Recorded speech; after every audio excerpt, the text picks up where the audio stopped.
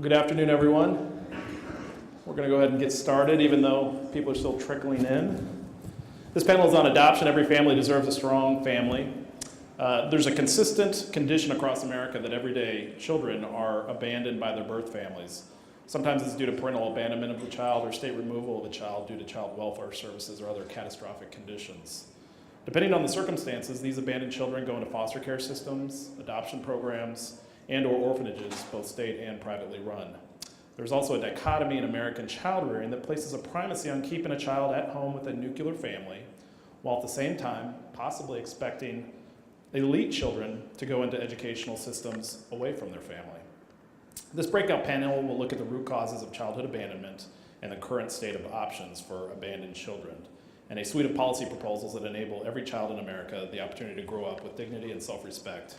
And such questions we might cover today in our 35 minutes are protecting potential aborted children post-birth with a system that provides and cares for them, the nature of the education system and social acculturation of children who have been abandoned or removed from their birth families, international adoption and cultural appropriation issues, and human trafficking of minors. Our first panelist, Stanford Swim, he is the president of the GFC Foundation, a Utah-based private foundation, and is chairman of the Sutherland Institute, a Utah-based public policy think tank. Prior to taking this post, he was senior analyst for, Probity Advisors and registered investment advisor in Dallas, Texas. He worked in the technology industry as a software engineer and a database developer, and he serves on the board of the State Policy Network and the International Organization for the Family, a sponsor of the World Congress of Families. And he was the chairman of the National Council for Adoption for 4 years, and Stan received his MBA, as we were talking about earlier, from Southern Methodist, and had a BS in computer science from Utah Valley State. Him and his wife, Michelle, are adoptive parents of 3 children.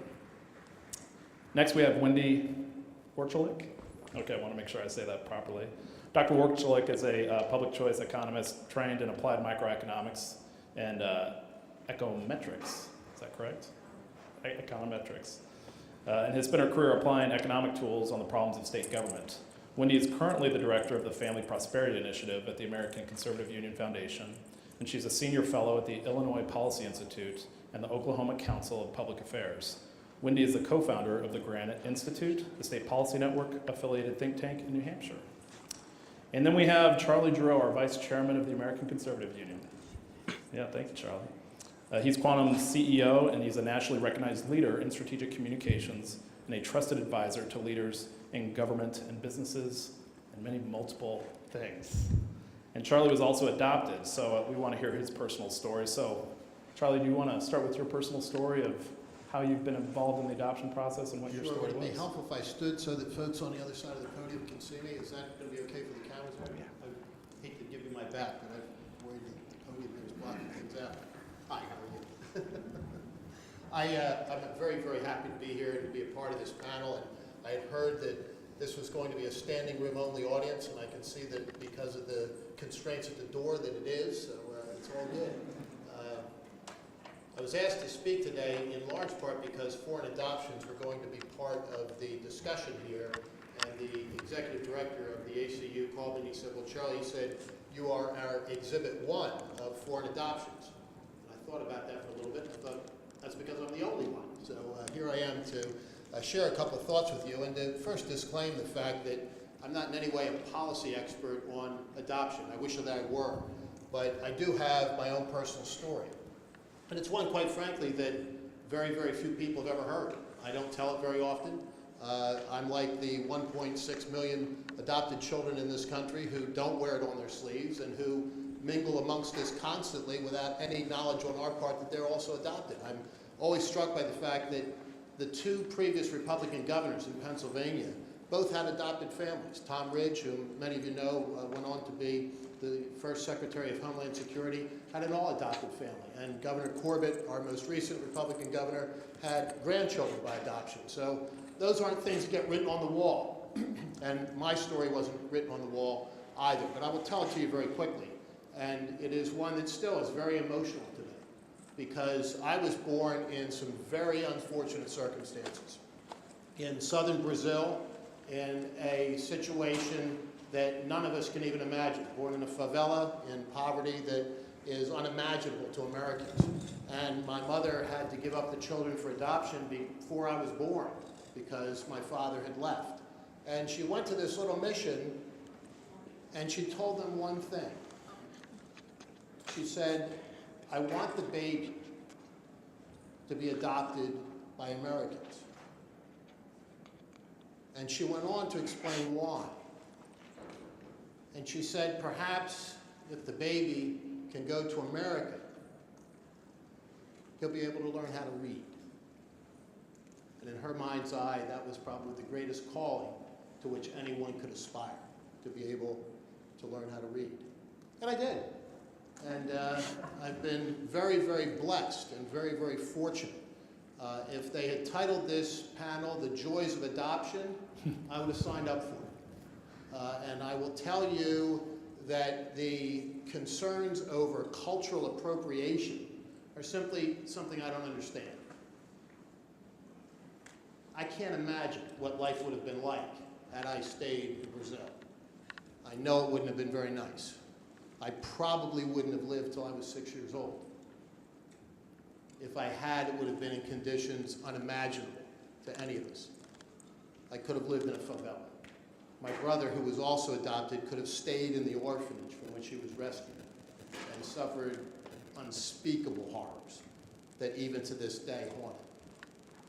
So to have been taken from that situation to the blessings of America and the blessings of a loving family and all that went with it, and the blessings of Almighty God for all these years, and despite all of my frailties and weaknesses, to have been able to give back something and to have done a few good things along the way has been the blessing of my life. So that's my story, and it doesn't have a great deal of public policy behind it, but I think it is a good starting point from which to listen to these folks who truly are expert and who have studied these issues so carefully and so closely, and it can speak with real expertise to what's truly going on. So thank you for your attention.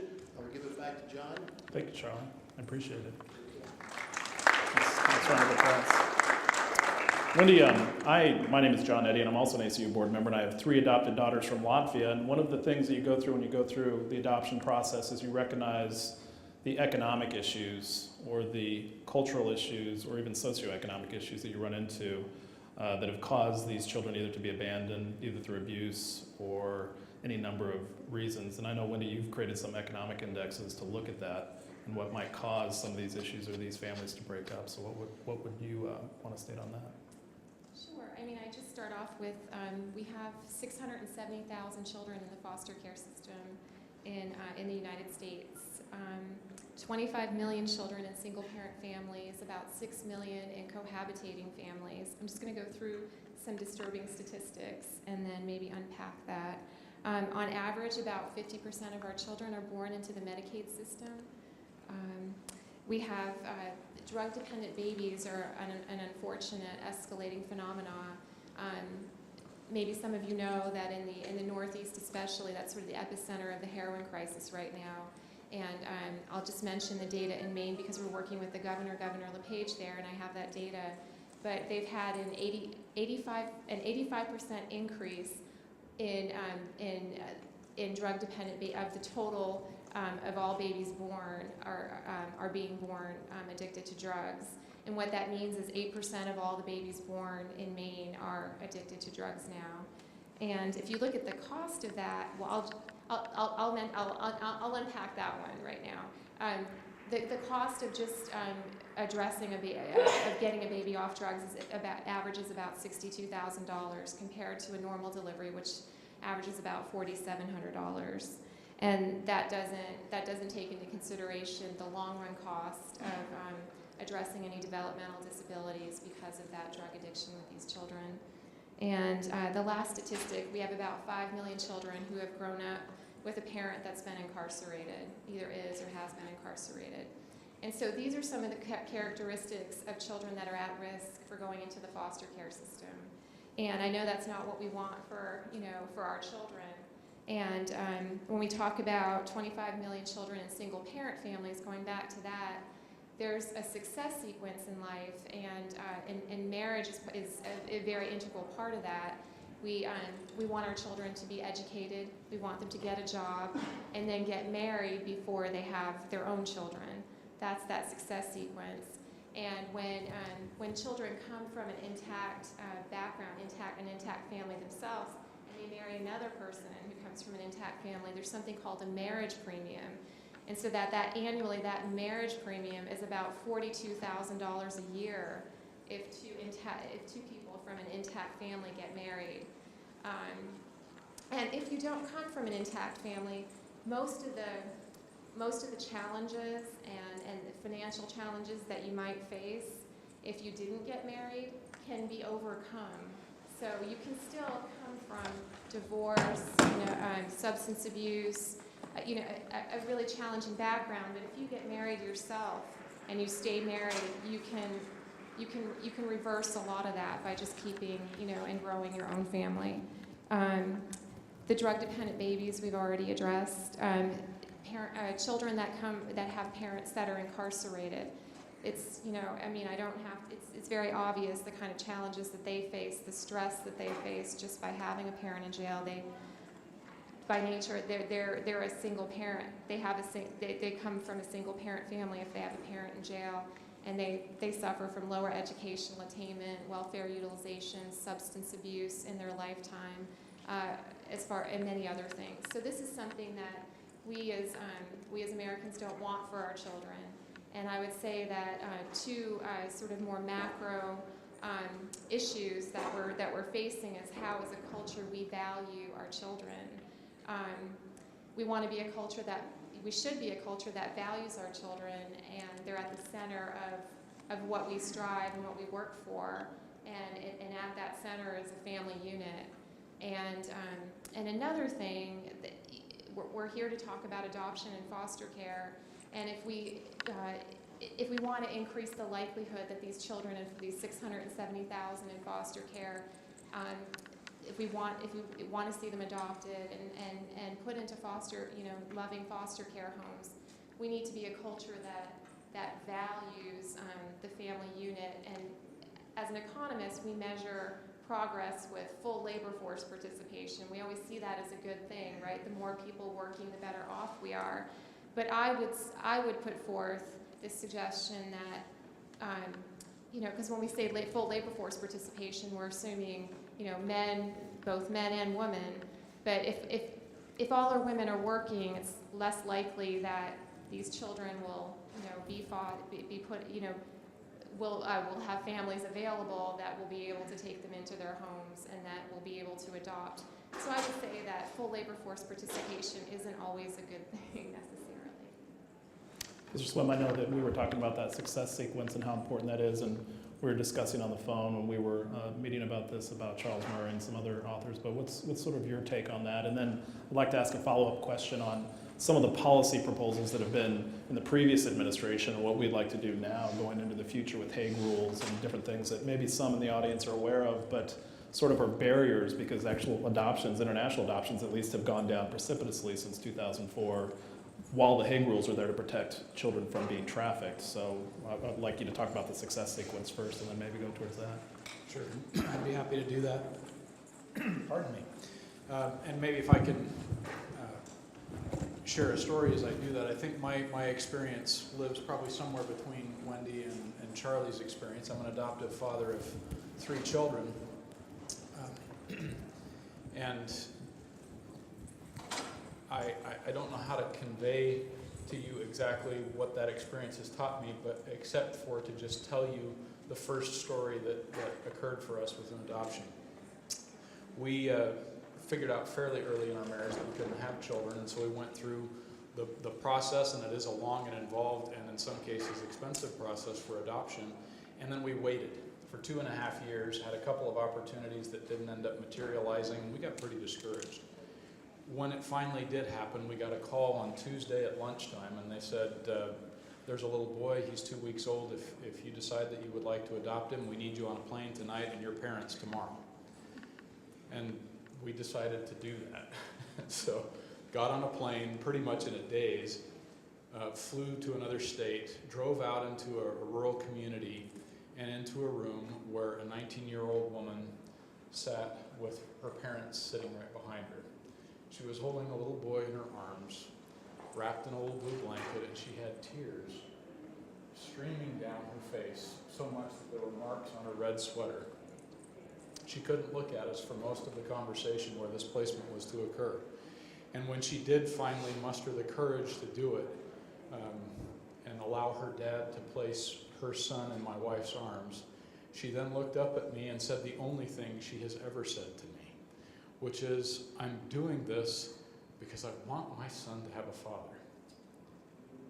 Now, I was 10 years older than her and realized that she probably understood the success sequence and what she really wanted for her son more than I did, or at least more than I had made conscious. Every adoption, whether it's foster care or the kind of situation I just described, begins in imperfection. And so when we look at this, we're constantly facing a policy reality where you have to deal wisely and carefully and very sensitively with challenging problems and questions that can be very, very individual. That sounds daunting. I don't think it needs to be. As the culture of adoption has become more and more open over the years, one of the things that has created is the opportunity for a birth family and an adoptive family to come to an agreement between the two of them that creates the relationship that they all feel prepared to live with. Each of our birth-parent relationships has evolved in that way a little bit over time, and that openness has been a comfortable thing. Ironically, I think, and this goes to a policy thought process, adoption is governed by state law. I would maintain that the state presumption of closed adoption is a great enabler of trust. Because what it means is if the state starts from saying, this adoption is going to be confidential both ways, but we will allow you, the parties to the adoption, to work it out however you see fit, then every incremental detail, every extra thing that we share with each other enhances trust in the relationship. If you flip that around the other way and say we're going to codify the presumption that everything should be open, then every piece of discomfort that you want to subtract from that relationship actually can harm the family and most importantly the child, because it undercuts the relationship that the child would need. So I think that's one policy thing that I would put forward for everybody's consideration.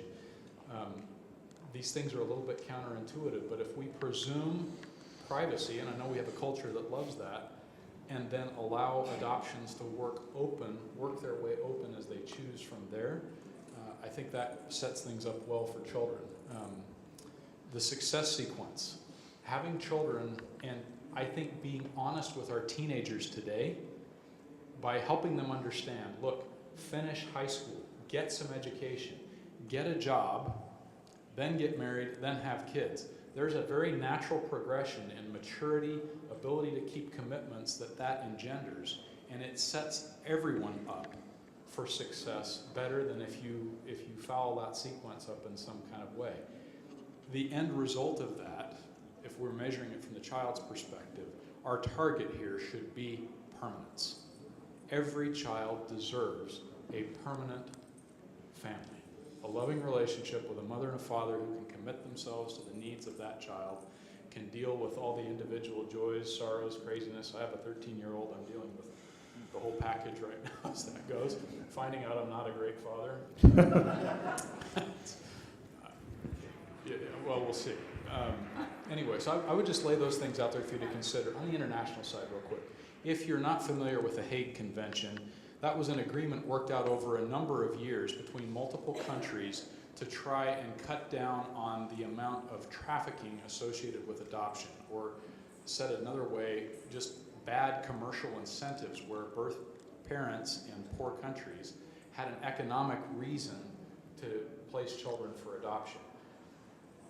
The Hague rules, I think, have done a pretty good job of removing those, or at least mitigating them as much as you can in countries that are signatories to that. Unfortunately, our State Department decided to take it further than that under the Obama administration, and I think that has really constricted the opportunities for children born into situations like Charlie described to have the opportunity for a reset. And really what adoption creates is a second opportunity at that success cycle for every person involved, for both birth parents and for the child. That's pretty unique. It's not very often that we get a second bite at the apple, even if it's an imperfect one. So I think we should be looking hard at those kinds of situations. Thank you. I want to apologize. We really wanted to dive deep into this because here at the ACU, we want to start talking about this pro-life movement, right? We want to help these children after they're born, this metric of we don't want them incarcerated. We don't want them not having supportive families. So how do we create an environment? How do we create policies in order to create a complete pro-life culture in order to move forward? Unfortunately, we're getting cut down on our time, but I wanted to see if there was any questions that you might have for our does anyone know what the Hague rules are? Is there any adoptive parents in here or adoptees? Yeah? Yeah. So, we're going to continue to work on this. This is the very first session that we've had. We hope to have this in the future. We're going to continue to develop this, but we just want to thank you for coming. I apologize. We're supposed to have about another hour to be able to go through this, but I have a hard stop at 4:45. So just wanted to go ahead, Charles. Just one quick point on that, John, because I think it's worth mentioning. And if we've done nothing more than create a increased interest and presumption for adoption today, we've done a good job here. But on the issue of creating a pro-life culture, the issue of quote-unquote unwanted children is talked about so often, and it's put as a stain upon those who happen to be pro-life. And I'm always reminded of what Mother Teresa said when she was confronted with that statement. She looked with that quizzical little face she could make, and she said, unwanted children, she said, bring them to me. And I think there is an opportunity through adoption for many folks to say, bring them to me. Thank you. Go ahead, Wendy. Oh, you're good. All right, well, thank you for coming. We appreciate it. Sorry I have to cut it short. Thank you, Charlie. Thank you, Ms. Swim. Thank you, Wendy, for coming. I appreciate it.